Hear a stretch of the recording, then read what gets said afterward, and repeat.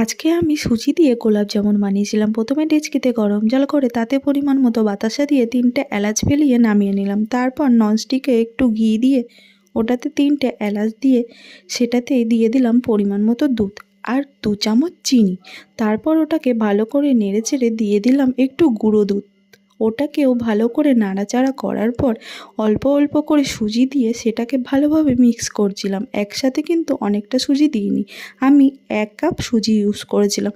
ওটাকে ভালো করে মিক্স করে ঠান্ডা হয়ে গেলে একটু গুঁড়ো দুধ দিয়ে ওটাকে আবারও ভালো করে মাখতে হবে, যেন দুধগুলো গুঁড়ো গুঁড়ো মানে দোলা দোলা না থাকে। তারপর ওগুলোকে গোল গোল করে নিলাম মিষ্টির মতো। এরপর কড়াইয়ে তেল দিয়ে তেল গরম হলেই মিষ্টিগুলোকে ভেজে নিলাম একদম লো ফ্লেমে। হাই ফ্লেমে মিষ্টি ভাজলে কিন্তু ওপরটা লাল হবে অথচ ভেতরটা কাঁচা থাকবে। তারপর ওগুলোকে মিষ্টি রসে ফেললাম, ব্যাস গোলাপ জামুন রেডি।